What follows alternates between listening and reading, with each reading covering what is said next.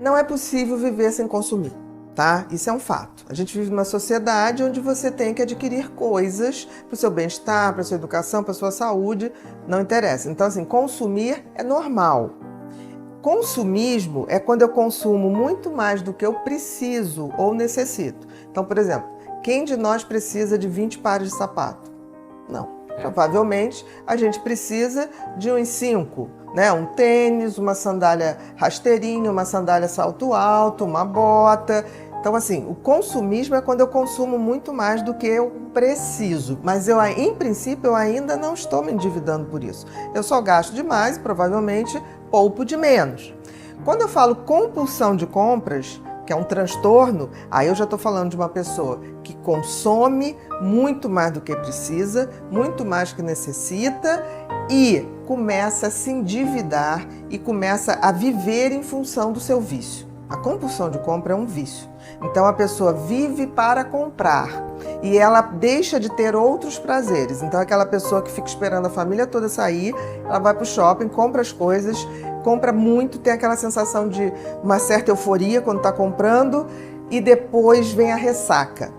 E chega em casa, esconde tudo e tem muitos objetos que nunca foram usados, tem coisas que estão com etiqueta e ela só vai perceber isso na hora que vai dar. Então, isso é uma diferença que tem que ser vista. Eu não sei se essa seguidora está se referindo a consumismo ou se está se referindo a uma compulsão por compras.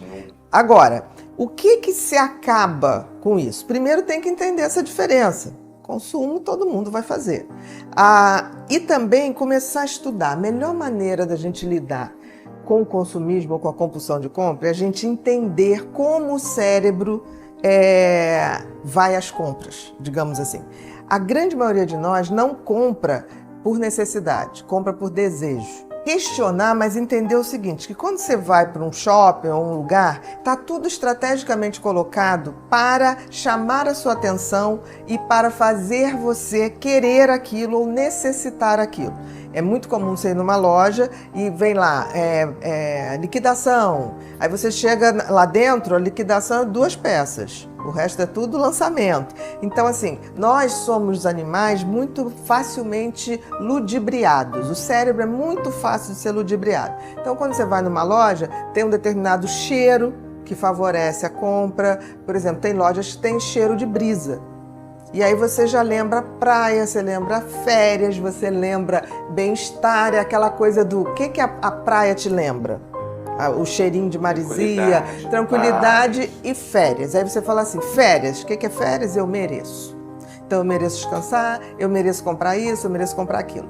Essa história de eu mereço é um inferno. Porque assim, a gente não merece as coisas, principalmente objetos. A gente merece amor, respeito, tolerância, cuidado. Isso tudo a gente merece. Paz, por exemplo. Mas a gente não merece objeto. Eu mereço um chocolate, eu mereço um sapato novo. Não, você precisa de um sapato novo, né? Isso é diferente. Então, assim, o estudo do neuromarketing. O que é o neuromarketing? Entender como é que o cérebro é manipulado para que você tenha necessidade de comprar.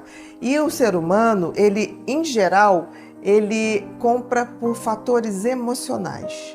Então, é aquela propaganda, por exemplo, de shampoo que a Gisele Bündchen faz e as pessoas acham que comprando shampoo vai vir o cabelo da Gisele Bündchen. Não vai. E a pobre da Gisele passa horas para deixar aquele cabelo daquele jeito e faz babyliss e faz uma opção de coisa. Então, é essa coisa das pessoas quererem acreditar que tem um modo fácil, que tem uma magia. Não existe magia, existe uma construção. Então a gente tem que começar a entender quais são os nossos gatilhos emocionais. O que me faz querer recompensas, né? O que me faz querer me achar merecedora de alguma coisa? Porque eu não sou merecedora de um objeto, eu sou merecedora de coisas que eu não estou tendo. E, em geral, respeito. Em geral é isso. Né? Então, toda vez que uma pessoa começa a comprar demais, isso está revelando que tem buracos ou vazios dentro dela que são afetivos, que são emocionais, não são materiais. Então, descobrir quais são e poder organizar o que a gente chama de não cair nas ciladas, tá? É fundamental para que você possa realmente entrar num consumo que eu chamo saudável. Saudável para a pessoa, né? Comprar o que eu preciso, né? É absolutamente saudável. E saudável para o planeta, saudável para a sociedade. Porque, por exemplo, a quantidade de coisas que a gente compra de plástico, que não vai dissolver nunca, né? A quantidade de coisas que a gente compra que nunca vai usar, né? De tinta, por exemplo, uma das coisas que mais polui a água são tingimentos de tecidos. E as pessoas não se tocam nisso. Não adianta falar em respeito e a gente sabe que a maioria dos produtos hoje feitos no mundo são feitos por um preço razoável em trabalhos de mão de obra escrava. Tá aí a China, tá aí o Camboja, tá aí várias. E aí a gente fica discursando de direitos. Então, assim, se eu compro um produto muito barato ou falsificado, eu estou alimentando isso tudo. Então, assim, saber comprar também é saber ser um cidadão. Não é só não ter problemas de dívida. Eu sugiro que essa pessoa e as pessoas leiam e estudem. Eu tenho um livro chamado Mentes Consumistas, que muita gente não compra porque acha que vai dar a bandeira de que é uma pessoa que gasta.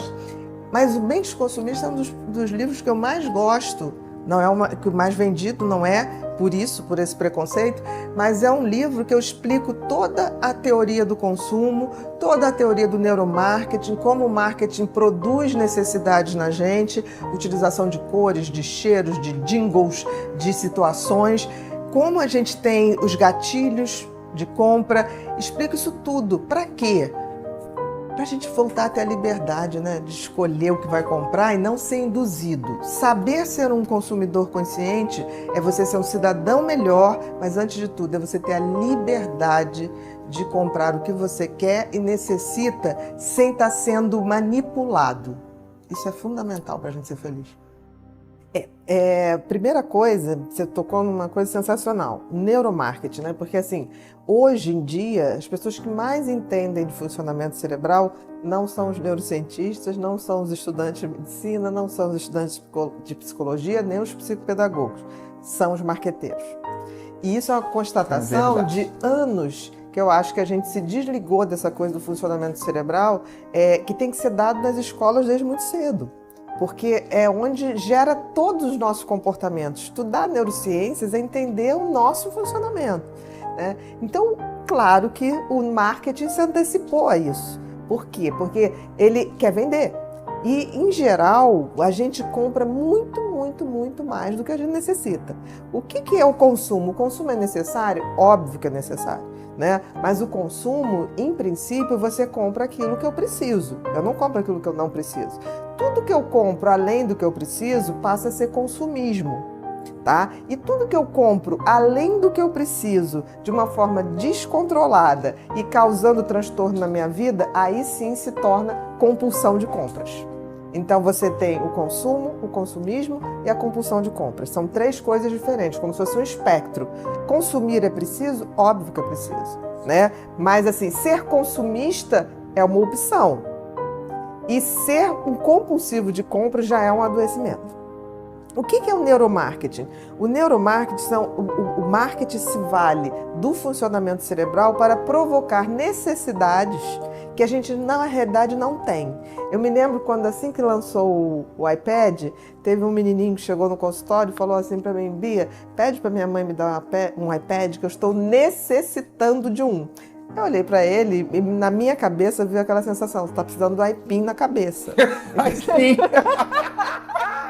Por quê? Porque um garoto de 8 anos tem necessidade, não é necessário.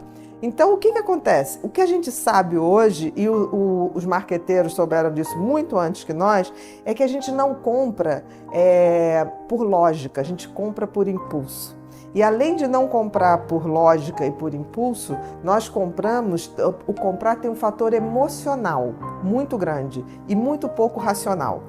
E sabendo disso, o marketing faz o quê? ele vai tocando nas emoções da gente. Então você vê uma propaganda, uma vez eu estava vendo uma propaganda de um carro, mas a propaganda começava assim, o cara escalando uma montanha, subindo, chegando no topo da montanha. Eu estava achando que, sei lá, era uma propaganda de um perfume refrescante, alguma coisa assim. Chega lá em cima, vem uma picape.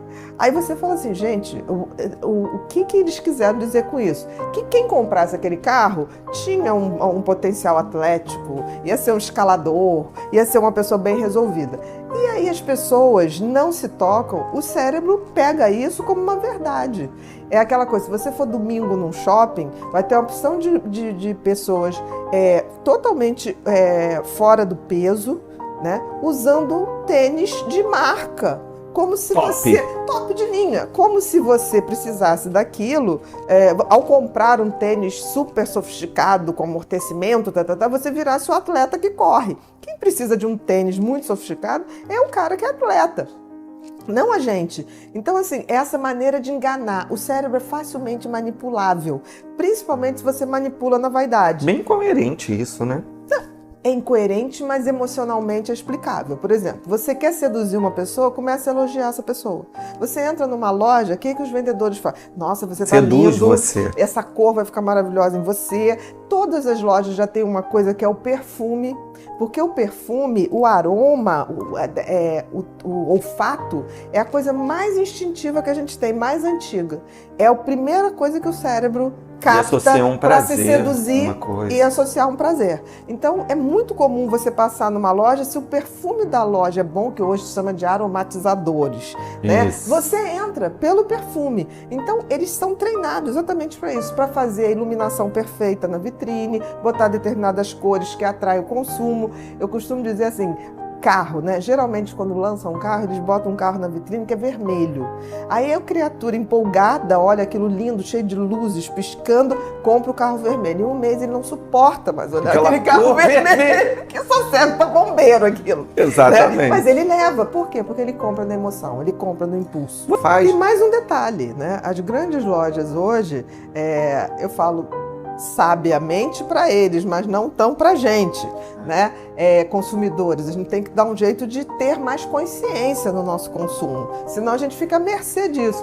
Existem lojas hoje que você chega, já vão te dando champanhe, espumante. Sim. E é óbvio que se você beber para comprar, você vai comprar muito mais do que você gostaria. Porque o álcool, primeiro, você relaxa, esquece que você está endividado. Segunda etapa do álcool, se você toma um pouquinho mais, você vai para euforia. Na euforia, você compra qualquer coisa. Né? Então, assim, grandes marcas fazem isso. E eu acho engraçado que tem gente que fala assim, eu vou ali na loja tal, porque lá eles me dão espumante. Eles não estão dando nada. Eles estão te induzindo a comprar mais. Então, assim, essa questão da gente tomar consciência que nós somos facilmente influenciáveis e que o cérebro é uma maquininha de buscar prazer imediato, e aí o prazer imediato tem a coisa, mas eles estão me dando um cartão especial, agora eu sou especial, que nem as pulseirinhas, todo mundo quer uma pulseirinha para ser VIP.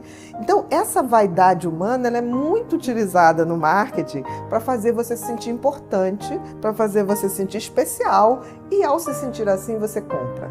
E no nosso cérebro a gente também reconhece dessa forma quando a gente vai ao mercado com fome. Você ir no mercado meio-dia, você vai comprar aquilo que você entrou lá para comprar e vai comprar mais algumas coisas. Você está falando uma coisa super importante, porque o cérebro, se não for a nossa evolução, no sentido da gente se tornar mais conscientes, ter mais conhecimento das coisas, o cérebro ele vive para duas coisas, basicamente, primitivamente. Sobrevivência, que tem a ver com alimentação, e prazer imediato. Se não for o nosso esforço de conhecimento, de estar aqui debatendo essas coisas, a gente seria uma maquininha só de tipo assim, alimenta e prazer imediato, alimenta e prazer imediato. E não faríamos nada. Porque se a gente fosse dar vazão só a isso, nós não teríamos evoluído, nós não teríamos chegado a lugar nenhum. porque a gente estaria restrito a isso. Então, assim, não é à toa que o neuromarketing foi uma ciência que cresceu muito, e muito às custas da neurociência, que foi uma coisa desviada. A cor vermelha, a cor amarela, são cores, isso tudo, os aromas, não só isso, o que você diz para a pessoa, né, a ponto de ensinar a mentir, né? Porque tem vendedor que você põe uma roupa, você ficou horrorosa, e ela chega para você, tá linda, tá maravilhosa, a banha tá saindo aqui do lado, aqueles vestidinhos bem colantes que você fala, gente, não tô mais com idade pra isso. Não tem mais idade pra isso. Você tá linda. Então, assim, a gente também tem que ver que é a profissão da pessoa, mas a gente tem que ter uma autocrítica de saber o que fica bom, o que não fica bom. Por exemplo, mulheres mais longilíneas ficam lindas com alguns tipos de saia. Uma pessoa mais com formas mais cadeirudas não fica bem com um tipo de roupa para uma pessoa mais retinha. Então, assim, a gente tem que ter esse bom senso. O consumo, olha só, qualquer compulsão, ela é agravada em casos de ansiedade. Então, por exemplo, não é só a compulsão de compras. A ansiedade, ela em geral, ela tem um desconforto. Esse desconforto, ou a gente pode preencher analisando friamente o que nos faz estar com ansiedade e vendo como resolver isso de uma maneira saudável, ou a gente pode ir para os gatilhos. Aí você vai para a compulsão da comida, você vai para a compulsão de compra, você vai para a compulsão de jogos, você vai para a compulsão de internet, você vai para a compulsão sexual. Então, assim, nós temos essa tendência, porque o cérebro é essa maquininha de querer prazer imediato. E a compulsão é o prazer imediato. Quanto mais ansiedade a gente tem, a gente acaba abrindo, é o fósforo que falta para transformar uma ansiedade numa compulsão. Então, onde tem compulsão, você já tem um nível muito alto de ansiedade, né? Eu digo que é a combinação explosiva, ansiedades e compulsões. Então, na realidade, se você parar para pensar, toda ansiedade esconde um vazio, um medo, algo que você não quer enfrentar. É mais ou menos isso. Se você não enfrenta ou se você não preenche de uma forma consciente e saudável, você vai para a compulsão. E a compulsão de compra, ela é alimentada, porque a gente vive num sistema capitalista que a pessoa vale quanto compra ou quanto deve, né? Exatamente. Porque, por exemplo, interessa para os bancos que a gente deva? Claro que sim. Desde que a gente pague. É quase uma bipolaridade, né? Você vai na euforia, compra, e depois você deprime porque chegou o cartão de crédito lá com uma Exatamente. conta. Mas por quê? Porque na hora ali, você vai numa loja, o cara fala, não, mas essa roupa vai ficar linda, e você se imagina nisso, e você compra. Você compra. Então, assim, a gente só deve sair de casa tanto para comer quanto para comprar, já sabendo o que a gente vai fazer, né? Nosso foco, nosso objetivo. Se você está precisando de um sapato, vai comprar um sapato. E botar a regra, tipo assim, eu vou comprar um sapato, ou no máximo 2, se o orçamento estiver valendo, mas assim, não... Aquilo que for necessário, né? Necessário que você pode pagar. Porque assim, você também não vai viver só numa sociedade como a nossa, você não vai ter um sapato. Porque se for só por necessidade, você vai ter um sapato, você vai ter, né? Não precisa. Você pode ter um pouco mais, mas desde que esse pouco mais tenha um nível de consciência. E uma consciência que não é só se você vai se endividar ou não. É uma consciência, o que você está fazendo com o planeta? Porque assim, a gente compra, a gente não tá esquecendo que essas compras estão vindo de quê? De trabalho escravo, na Índia, na Indonésia.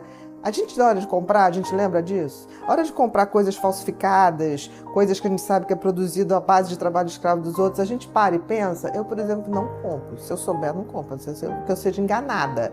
Então, eu acho que a gente tem que ser... As grandes marcas não têm suas fábricas nos grandes países. Tem onde você tem um trabalho escravo de quinta categoria. Então, eu acho que a gente tem que rever nossos conceitos, não é só de compra, no sentido de não se endividar, que planeta é esse que a gente está deixando? Plástico, por exemplo, a gente está intoxicando. Baleias são pegas hoje em alto mar, intoxicadas, morrendo porque não digerem o plástico. Eu acho que o ser humano ele precisa tomar uma consciência muito maior de tudo, porque a gente está muito nessa coisa, tipo assim, eu posso, eu faço, mas eu acho que a gente tem que mudar tanta coisa, no sentido de vamos ser... né? Eu acho assim, mas a grande questão, Alex, é que as pessoas não sabem nem o que elas querem ser.